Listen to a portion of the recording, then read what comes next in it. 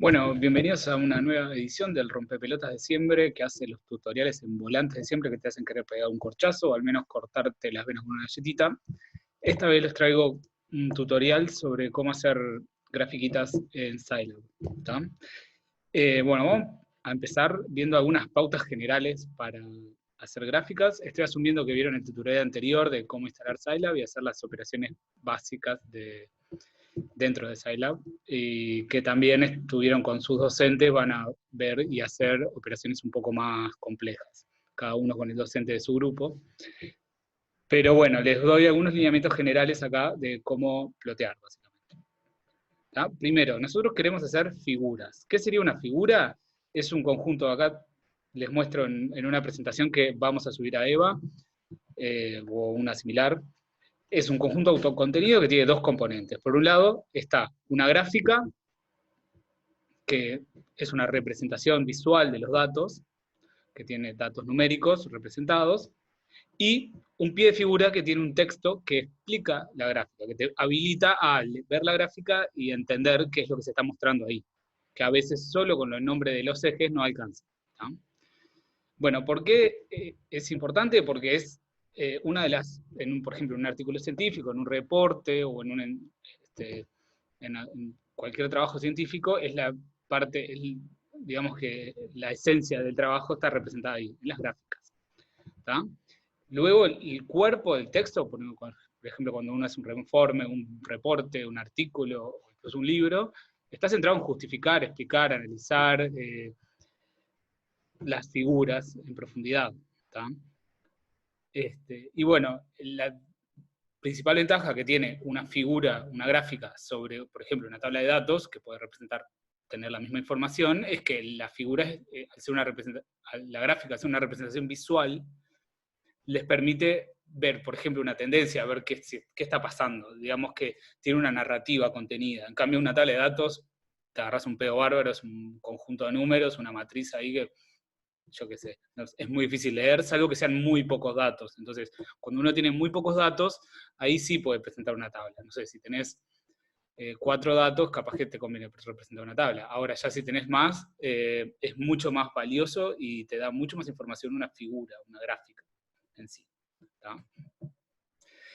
Otra cosa importante es que las gráficas, ese conjunto de gráfica y pie de figura tiene que ser autocontenido. O sea que solo leyendo, viendo la gráfica y el pie de figura, tenés que entender todo. Tiene que haber una historia ahí que tiene que estar contada y que tiene que ser legible. Y eso no es caprichoso, es porque mucha gente cuando busca un artículo, por ejemplo, no sé, yo quiero buscar algo de, no sé, coronavirus, ahora voy al Scholar Google, busco y me van a salir infinitos artículos. Y la mayoría de la gente no te da, como querés buscar algo específico, no te da el tiempo para leer todos los artículos que hay al respecto, entonces vas a mirar por arriba algunos, y una de las primeras cosas que vas a mirar son las gráficas, y las gráficas son interesantes, y tienen la información que vos querés, etc. Entonces hay gente que solo mira gráficas. Y entonces, si van a mirar solo las gráficas y vos querés que la gente lea tu artículo, vas a tener que hacer gráficas que con su pie de figura ya tenga toda una historia y ya puedan entenderlas independientemente del texto, del cuerpo del artículo. ¿Tá? Entonces eso tiene que estar siempre. Y por eso también es importante que las figuras cumplan con ciertos criterios básicos que las hace más prolijas, mejor, más amigables al lector, y que, bueno, básicamente son estas que les voy a mostrar. Por ejemplo, los ejes, siempre que tengan que poner nombre, dimensiones y unidades, eso ya lo vieron en la práctica pasada. Un tamaño de letra adecuado, generalmente es un tamaño más o menos similar al cuerpo del texto. Adecuación de tamaños, colores y formas de las líneas y símbolos de la gráfica. Ahora vamos a ver qué conviene en qué caso. Pero sobre todo que no esté ni sobrecargada, ni que las líneas sean, por ejemplo, muy finitas, de forma de que no se vean, ni que las líneas sean demasiado gruesas, de forma que no puedas distinguir una información de otra, que si vas a poner varias gráficas superpuestas, porque muchas veces es necesario para establecer una comparación, bueno, que no, que, no, que se pueda distinguir una de la otra, que no tenga el mismo color, bueno, ese tipo de criterios, ¿no? Que básicamente son todos basados en sentido común. ¿Tá? Bien, más allá de eso no vamos a ahondar, después con sus docentes específicos van a profundizar un poquito más, y luego también vamos a seguir profundizando, pero por ahora vamos a quedarnos con estos criterios. ¿Tá?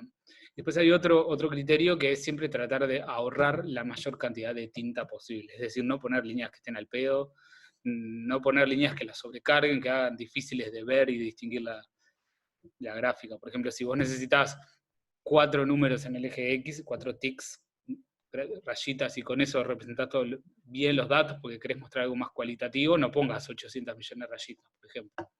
¿Tá? Porque eso mete en ruido más de lo que aclara. ¿Tá? Bueno, ahora entonces vamos a Scilab.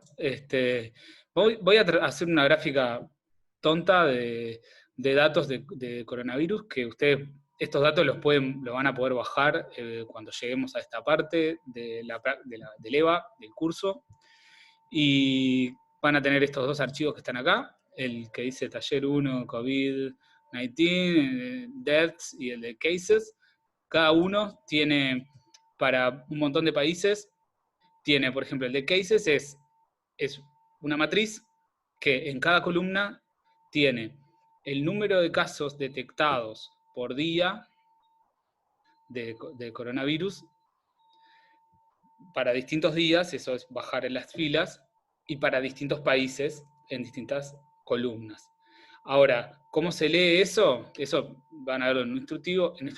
En realidad, la primera línea de cada país es el primer día en el que se detectaron 100 casos infectados. Y a partir de ahí empezamos a contar. Los demás los descartamos porque en realidad en el transitorio, antes que haya 100 casos, hay demasiadas fluctuaciones, entonces no son datos confiables. ¿Tá? Entonces, por ejemplo, vamos a levantar esto, que lo más fácil para levantar datos, estamos en una carpeta de trabajo donde ustedes bajaron sus archivos y los pusieron ahí. Y si le hacen doble clic acá, simplemente así, ya levantamos los datos. En realidad, si quieren hacerlo por la línea de comandos acá, tienen que hacer esto que dice acá. ¿Tá? Load mat file, ese es el comando, y entre paréntesis ponen la dirección, que es esta, donde está el archivo y el nombre de archivo. Y ahí, una vez que cargamos los datos, van a ver que acá tenemos una matriz que es 30 por 21, que son, digamos que son 30 días, 21 países distintos, ¿tá? Que los casos, o sea, que los países se coinciden con este vector, el de country cases. Estos son los países a los que se corresponde cada columna de la matriz cases. Entonces, la primera columna va a ser Australia, la segunda Austria, la tercera Bahrein, y así sucesivamente. ¿Tá? Estos son, al momento que bajamos los datos, son todos los países que tenían al menos 30 días en los que se habían detectado al menos 100 casos. Por eso son estos con los que trabajamos. ¿Tá? Bueno, la matriz cases, que vieron que tiene 30 filas por 21 columnas, son 30 filas, porque son 30 días, por 21 columnas, que son 21 países. Si uno pone cases, es una matriz de números, que bueno, ahora está representado así, pero que esta es la primera columna, esta es la segunda columna, esta es la tercera, y son números de datos. ¿Tá? Entonces, por ejemplo, uno quiere hacer, por ejemplo, la gráfica de Italia, que fue un país donde empezó a desbordarse el sistema sanitario primero, ¿no? Entonces, Italia está en el número, si ustedes cuentan, está en el número 11, ¿no? 3, 6, 9 o 10. Está hace una pistola contando. 2, 3, 10, decía cualquiera yo. ¿Está? Entonces, de esa matriz quiero extraer los datos de Italia. Lo que voy a hacer es definir un vector, Italy, que tenga solo la columna esa. Entonces, para hacer eso, ya de paso les voy mostrando algunos comandos que se pueden hacer.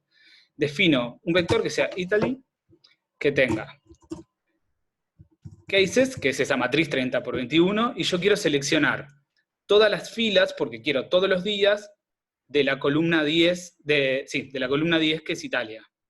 ¿Tá? Entonces, ¿cómo les digo eso? Le digo, bueno, el vector Italy, esto se lee así. Italy, definímelo como la matriz cases, pero en todas las filas, el 2 puntos siempre significa todo, todas las filas, pero la columna 10. Entonces dice, todas las filas de la columna 10. Eso es lo que está leyendo. Entonces cuando yo defino esto, ahí me creó un nuevo vector que tiene 30 filas y una columna, o sea, tiene 30 elementos, que tiene todos los días de todos los casos, número de casos por día en Italia. Yo lo quiero comparar contra, por ejemplo, lo que capaz que queremos graficar es número de casos detectados como función del número de días. Así que queremos todos los días, los 30 días. Entonces vamos a hacer un vector days que sea todos los números del 1 al 30, ¿no? Para que nuestro eje horizontal sea todos los días del 1 al 30, y después nuestro eje vertical va a ser el número de casos, que es el vector Italy. Y el vector horizontal va a ser days. ¿Cómo hago eso?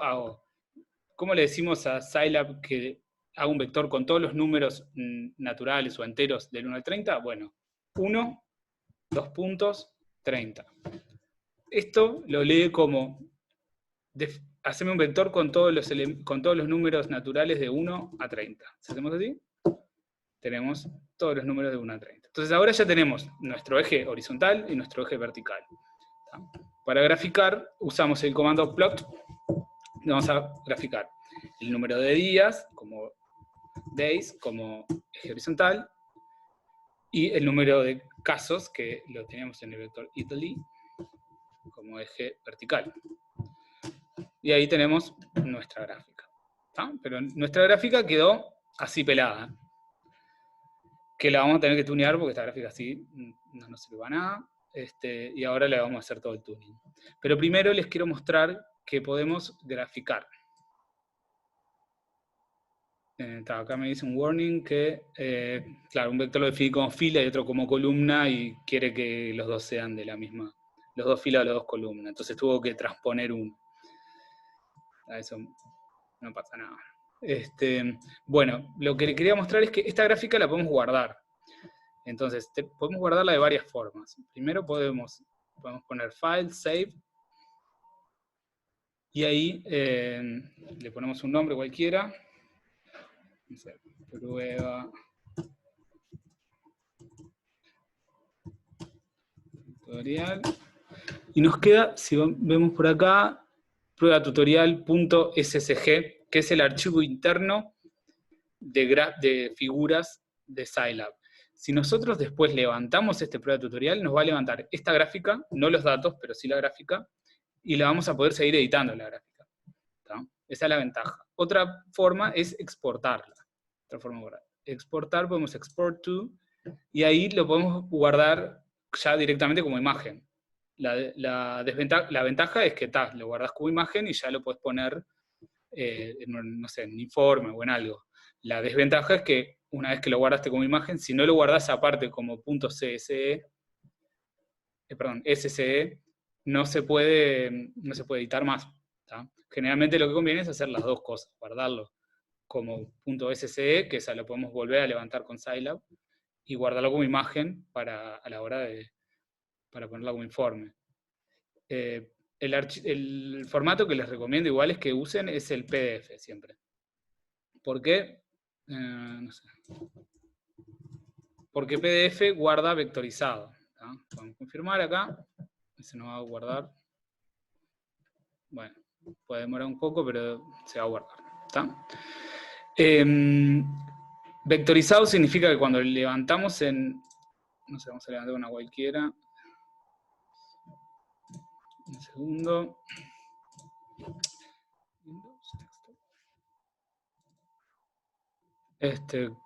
Cuando levantamos una cualquiera, por ejemplo, esta, que es una gráfica cualquiera, está vectorizada, quiere decir que uno le puede hacer zoom infinito. O sea, tiene muchísima definición. ¿Tá? Y entonces, al ponerla, eso está bueno porque ustedes la pueden pegar en informes sin perder calidad. Si lo guardan en otro formato, se les suele quedar pixelado y perder un poco de calidad. ¿tá? Bueno, volvamos a lo nuestro, que era agarrar esta gráfica y tunearla. ¿tá? Tenemos acá nuestra gráfica, la queremos tunear. Para eso ponemos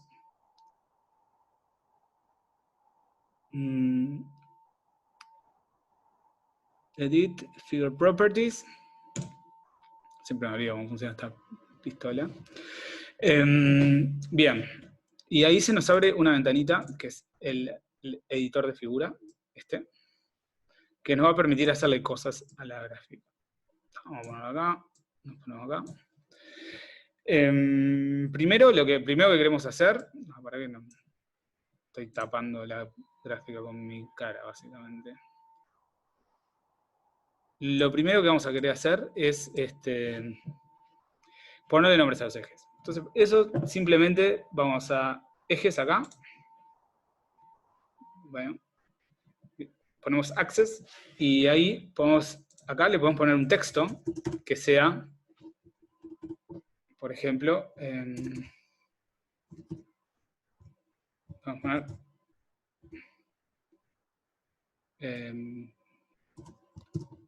tiempo y entre paréntesis recto días.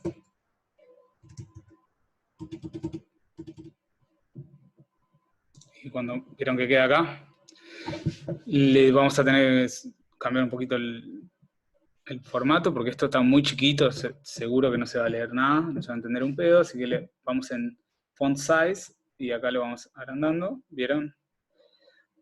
Capaz que nos podemos quedar así. Bien. Vamos a poner el nombre al EGI. Yo qué sé, podemos poner, siempre entre dos comillas simples, ponemos, no sé, número de infectados, por ejemplo.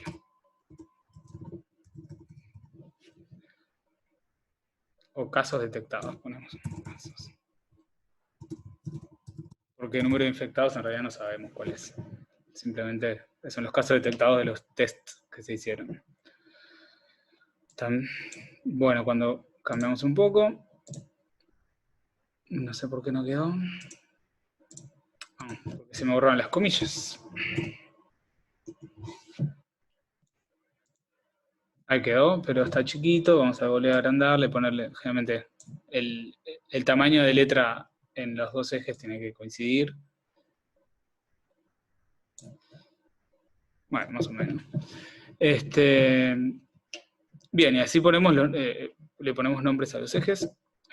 No les recomiendo que le pongan títulos a las gráficas, no vale la pena, porque recuerden que la gráfica es parte de una figura y por lo tanto tiene su pie figura. El pie figura generalmente tiene una primera oración que la primera descripción hace de las veces de título, así que generalmente no se usa mucho ponerle título.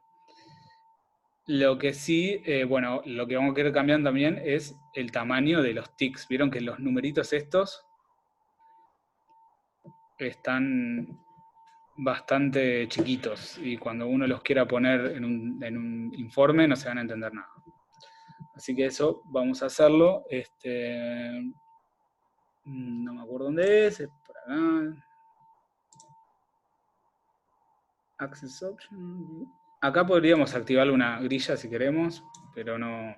Generalmente, salvo que ustedes quieran localizar un punto específico, poner una grilla es justamente gastar tinta a santo botón y pone más ruido de lo que aporta. Salvo que ustedes quieran entonces decirle, miren este punto específico, entonces cuenten así en el horizontal tanto, en el vertical tanto, entonces ahí sí pones una grillita, si no, no tiene sentido.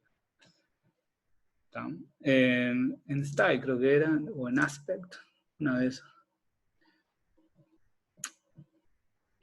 Style. Ahí va, en estilo, en la parte Style, podemos cambiarle el tamaño a la fuente, como ven.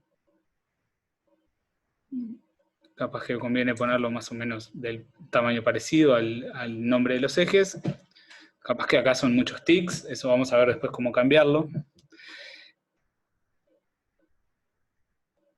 Bien.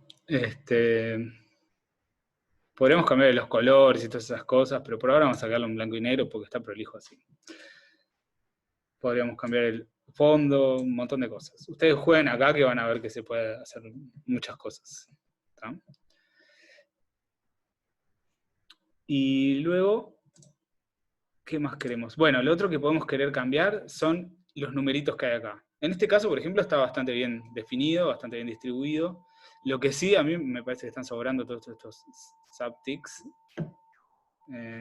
Si vamos a, por ejemplo, vamos al eje X, ponemos ticks. Acá lo que podríamos hacer es cambiar toda la distribución. De hecho, puedo eliminar uno si quiero, puedo eliminar el 5, como delete. Y le pongo apply. Se borró el 5. Bueno, en realidad lo quería, así que lo vamos a poner de vuelta. Ponemos insert y ahí ponemos. La ubicación es 5 y el label va a ser, en este caso va a ser 5, pero podría ser cualquier cosa. Si justo ahí tengo pi, pongo pi. Y ahí aplico y volví a poner 5. El número de subticks, que son las rayitas que hay en el medio, vieron que dice 4. Podría poner 1, 2, podría poner 0. Le pongo 0 en el eje X, aplico. Bueno, no se me fueron. Ahí se aplicó y se fueron. Lo podemos querer volver a poner. Yo para mostrarles que se podía hacer eso.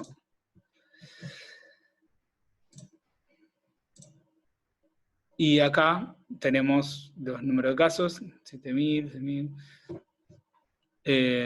Yo si fuera a poner estos números, en realidad pondría 1, 2, 3, 4, 5, 6 y 7, y acá pondría casos detectados, y entre paréntesis pondría por 10 a la 3, y ya está. Pero bueno, por ahora dejémoslo así. ¿Qué más tenemos? No se aplicó esto, ¿no? Lo vuelta a los subticks. Bueno, no quiere nada. Vamos de vuelta. Sí, se me había borrado esto. Ahí los volví a poner. Bien. ¿Qué más queremos? Bueno, por último, lo otro que queremos poner es cambiarle el trazo a la gráfica. ¿Qué queremos en una gráfica? Que el trazo de ahí el trazo siempre está en compound. Acá van a haber tantos compounds, o sea, las componentes de la gráfica, que son los trazos, como tengan, porque uno podría graficar varias cosas superpuestas. Eso lo capaz que lo vemos en otro tutorial o lo ven con sus docentes, porque si no esto se hace eterno. Y tengo sueños a las 23:17. Bien, vamos a la línea, ponemos compound, se me abrió la polyline, que es esta. Y en este caso, como son datos experimentales, nosotros lo que queremos es representarlos con puntos, no queremos una línea. Las líneas generalmente las dejamos, hay excepciones siempre y todo, pero las líneas en general las dejamos para datos de un modelo, por ejemplo, para una predicción de un modelo. Esa es la línea continua. Entonces, como criterio general, dejamos puntos discretos para datos experimentales y líneas continuas para modelos. En este caso no es un modelo, son datos tomados experimentalmente. Así que no queremos el modelo de línea. ¿Vieron que dice line mode acá? Le sacamos esto. Hay un montón de otras opciones que no nos interesan. Pero lo que sí vamos a poner, mark mode. Esto sí se lo vamos a activar. Y lo vamos a poner, no sé, un diamante. Están muy chiquitos, pero le vamos a subir. Le vamos a subir el tamaño, creo que es este. Pongamos 15, por ejemplo. Sí, aparecieron ahí. Capaz que 15 es un poquito zarpado. 10, tiene sentido. Y bueno, capaz que los queremos rellenar también. Eso lo podemos cambiar. No, acá cambiamos esto. Acá cambiamos el contorno y acá el relleno. Por ejemplo, podemos poner relleno. Entonces ahí tenemos los puntitos bien definidos. Podríamos poner una línea y los puntos. Eso a veces se hace. Entonces ahí le activamos la línea y bueno, es una tarrajada ponerlo en negro y en azul, en negro y negro. y por ejemplo una línea punteada, o línea punteada y punto. Igual queda medio Terry, ¿vieron? Pero no, ¿qué vamos a hacer? Y ahí más o menos tenemos una representación coherente de los datos. Me está molestando estos ceros de acá, pero se los voy a dejar así por ahora. La gráfica esta así es bastante coherente. El días este en mayúscula no me gusta, se lo voy a sacar. Vamos de vuelta a Access.